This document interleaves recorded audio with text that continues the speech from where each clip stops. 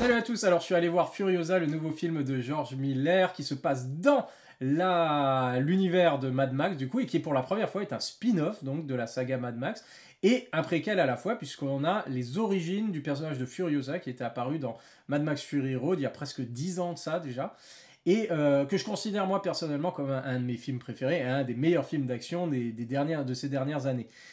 Et on pouvait se poser la question, puisqu'il s'agit d'un préquel, on pouvait se poser la question, est-ce que on avait besoin finalement de cette histoire des origines de Furiosa parce que justement, ce qui faisait la beauté, la pureté de Mad Max Fury Road, j'aimais bien, c'est que justement, il n'y avait pas de gras.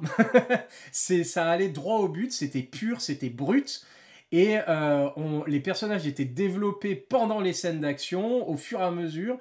Il y avait très peu de dialogue, et du coup, les arcs narratifs des personnages étaient compris, mais avec très peu d'éléments.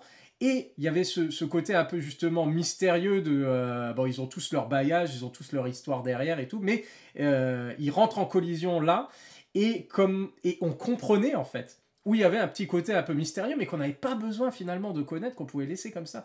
Et du coup, on pouvait se poser la question, mais est-ce qu'on avait vraiment besoin de savoir comment Furiosa perd son bras, comment Furiosa est kidnappée, comment Furiosa... Voilà. La réponse, je dirais non, mais vu que le film a été fait, je dois dire que je l'ai beaucoup apprécié. Pas autant que Mad Max Fury Road, mais il a ses qualités, énormes qualités. D'ailleurs, les scènes d'action sont de nouveau spectaculaires et très intéressantes, très bien chorégraphiées, encore une fois très bien réalisées. La photographie, la musique, moi j'adore la musique comme elle se fond, justement, elle se fait discrète, je trouve la musique. Elle est là quand il faut juste pour accentuer ce qui se passe, mais elle prend pas le pas sur les images et je trouve que c'est plutôt pas mal. Elle se marie très bien avec les effets sonores, avec le vrombissement des moteurs, avec les explosions, avec le bruit des balles, etc. Et donc je trouve que la musique est très bien adaptée, on est vraiment dans un univers à part, dans une ambiance à part, c'est vraiment très bien. Et comme pour les autres Mad Max, ce que j'ai bien apprécié, ça reste on va dire dans le même style, c'est que c'est de nouveau raconté par un narrateur, alors qui apparaît dans le film, comme dans d'autres Mad Max, mais qui est un peu extérieur, et du coup qui donne sa version des faits, parce qu'il n'était pas là pour tout voir peut-être, mais il donne sa version des faits, et à sa manière, puisque c'est quelqu'un qui entretient l'histoire, qui connaît tous les mythes d'avant la fin du monde, on va dire, avant ce monde post-apocalyptique. Et ces mythes-là, c'est la mythologie, ils s'en servent là, à ce moment-là, pour justement les seigneurs de guerre, les grands guerriers, pour se mettre en avant, et puis comme s'ils étaient les nouveaux, justement, les nouveaux... comment dire, les nouveaux seigneurs, les nouveaux rois, les nouveaux empereurs, des dieux, des choses comme ça. Et donc, ils se mettent vachement en avant. Et ce qu'on avait déjà vu d'ailleurs dans Fury Road avec Immortan Joe, tout ça est une question de pouvoir. Et clairement, ça parle encore de la société actuelle, comme d'habitude dans les Mad Max, avec voilà cette quête de pouvoir et puis on va dire le côté patriarcat, le côté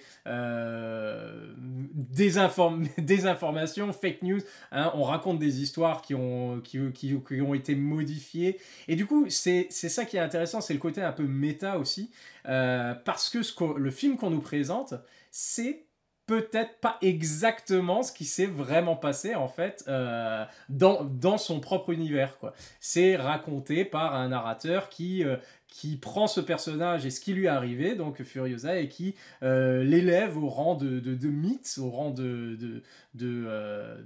d'Amazon, on pourrait dire, de grande guerrière. Et du coup, on a accès à vraiment toutes ses origines et plein de petits liens avec Fury Road justement, où encore une fois on pouvait se demander oh, est-ce que c'était nécessaire d'aller expliquer ce détail là, mais en fait c'est plutôt bien rendu, c'est jamais où on se dit genre ah c'est gratuit là, c'est juste pour faire le lien. Non, ça a à chaque fois une utilité dans l'histoire, c'est bien foutu. Et on a un peu plus du coup de l'univers de Immortan Joe, la citadelle, etc. Donc ça c'était plutôt bienvenu. Encore une fois, pas du tout nécessaire, on comprenait déjà tout dans Mad Max, mais c'était bien fait. Et du coup le point fort, on va dire, du film, en dehors de Furiosa, ça va être Chris Hemsworth qui joue le grand méchant du coup Dementus, qui est un personnage très intéressant et qui a un effet justement de miroir par rapport à Furiosa, puisque grosso modo, il lui fait subir plus ou moins ce que lui il a subi. Alors on a tout, on a la perte d'innocence, on a le récit initiatique finalement où elle apprend en fait à devenir comme les personnes qui l'ont kidnappée. Une grande guerrière qui apprend tout ce dont elle a besoin finalement pour s'échapper plus tard quand le moment sera venu, et surtout pour survivre. Et du coup, je trouve que c'est très intéressant justement parce que au début, on n'a pas forcément et c'est ça qui est bien, les explications pour le personnage de Dementus. Et en fait, mais comme pour Fury Road avant, c'est pas super explicite, même si il aime beaucoup parler et que du coup en racontant ses conneries, on en apprend beaucoup sur lui en fait.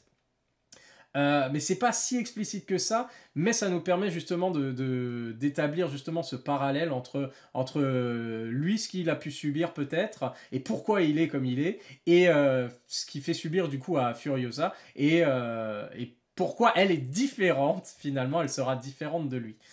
Et j'ai trouvé ça vraiment pas mal, tout comme, alors je ne vais pas spoiler la fin pour ceux qui l'ont pas vu, mais le final, justement, il fait se questionner justement sur la réalité de ce qu'on voit, ou sur justement les motivations finalement de Dementus. Il y a un passage super intéressant, je trouve, où c'est vraiment terrible. On arrive au pic quelque part du désespoir à un moment pour Furiosa et un allié. Et, euh, et c'est au moment où, en fait, on a l'impression que Dementus devrait triompher. Et en fait, il triomphe pas du tout. Il s'emmerde, il se fait chier. Et puis, il a l'air un peu blasé, un peu dépressif. Et j'ai trouvé justement cette scène très intéressante. Parce qu'il y a tout un truc avec un motif, avec une moto qui tourne en rond, etc. Et en gros, on a tout ce côté finalement répétitif. Finalement, c'est un cercle vicieux, tout ça. Et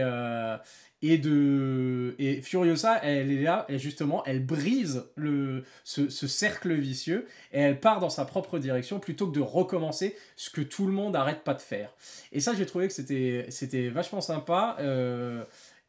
C'est ce genre de choses justement qui font que on accroche en fait, parce que les choses sont dites pas explicitement, mais plutôt de manière discrète, mais au milieu de tout ce chaos, de toutes ces batailles, ces guerres, ces scènes d'action super bien gérées, super bien chorégraphiées, cette magnifique photographie encore une fois. Donc voilà. J'ai vraiment beaucoup aimé Furiosa, pour des raisons différentes de celles de Mad Max. Encore une fois, je pense pas que le film était vraiment utile. En tout cas, il n'est pas pour apprécier Mad Max Fury Road, mais c'est un très bon film. On passe un très bon moment. Et même si je me demandais si c'était nécessaire, je suis bien content qu'il l'ait fait ce film. Et il nous en faut plus dans ce genre-là.